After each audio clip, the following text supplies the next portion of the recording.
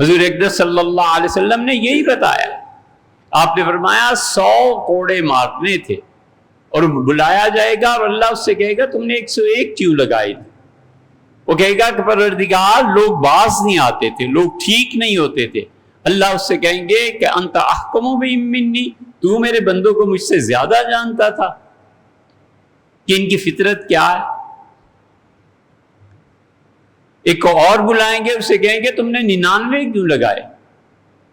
وہ کہے گا اللہ مجھے تیری مخلوق پہ ترس آ گیا. تو اس سے فرمائیں گے انت ارحم بہم منی، تو لوگوں پہ سزا دینے میں مجھ سے زیادہ شفیق اور رحیم ہو گیا تھا.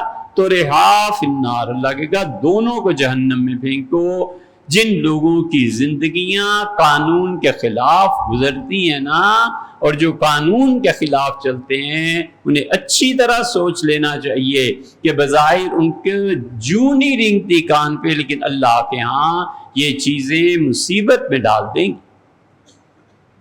اس میلوڈی مارکیٹ میں گاڑی کو وہ اگلے گیٹ سے آؤٹ ہونا چاہیے اور ان یہاں سے ہونا چاہیے. سارا دن بیٹھ کے تماشے دیکھو کہ جہاں گورنمنٹ نے یا مارکیٹ نے مقرر کیا ہے کہ گاڑی ادھر سے آنی ہے، بالکل الٹی روش رکھتے ہیں. یہ الٹا ہونے کا اثر کیا ہوتا ہے؟ اللہ نے فرمایا جو لوگ کام الٹے کرتے ہیں صرف اللہ قلوبہم، اللہ ان کے دل بھی الٹے کر دیتے ہیں. یہ بظاہر ایک چھوٹی سی لوگوں کے حقوق مارنے کی غلطی ہے. لوگوں کا حق ہے کہ وہ یہاں سے مارکیٹ میں انٹر ہو.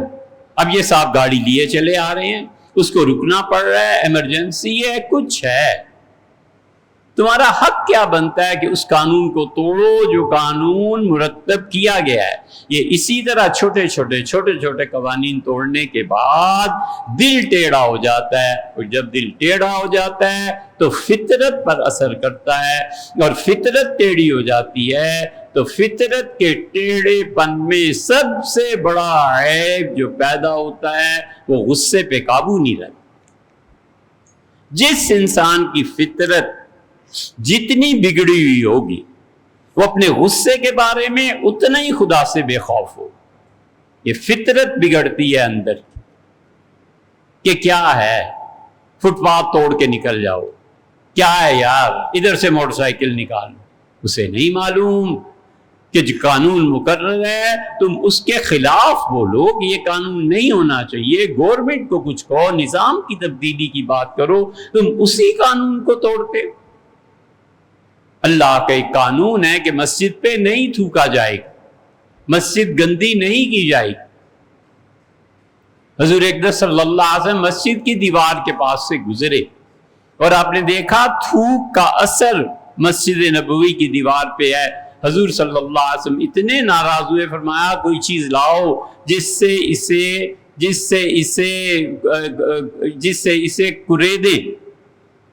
کریدنے کا لفظ صحیح نہیں ہے، جس سے اس سے کھرچے، یہ لفظ صحیح ہے، جس سے اس سے کھرچے.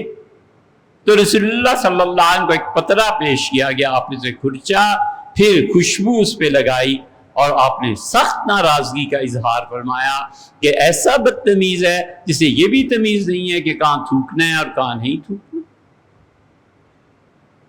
سڑکوں پہ تھوکنا، راستے میں چلتے چلتے تھوکنا، کراچی پان، پشاور نسوار صوبہ سرحد، یہ کوئی گناہ ہی نہیں ہے ان کے نزدیک. اور جب یہ ٹیڑھی فطرت ہوتی ہے اور بے پرواہی کی عادت پڑتی ہے تو اس کا سب سے بڑا اثر یہ ہوتا ہے کہ ایسا انسان غصے کو قابو نہیں کر سکتا. اور دوسرا اثر پھر اس پر یہ پڑتا ہے کہ اپنی عقل پہ قابو نہیں رکھ سکتا. اے عقل کرو، وہ بیچارہ بے وقوف ہے، اس سے تم عقل کے بلبوتے پہ مال چھین رہے ہو، عقل کی بنیاد پر تم زمین کا غلط ٹکڑا اسے دے رہے ہو، بکی ہوئی زمینیں دوبارہ تم بیچ رہے ہو اس لیے کہ وہ بیچارہ سادہ آدمی ہے. اور تیسری چیز جو بے لگام ہو جاتی ہے وہ سیکس ہے، جنس ہے. اپنی جنسی خواہشات کو پورا کرنا ہے مجھے، کچھ ہو جائے اس لیے کہ میری فطرت اندر سے ٹیڑھے کاموں کی عادی ہے، میری فطرت اندر سے مست ہو گئی ہے اور میں انسان کے بجائے حیوان ہوں.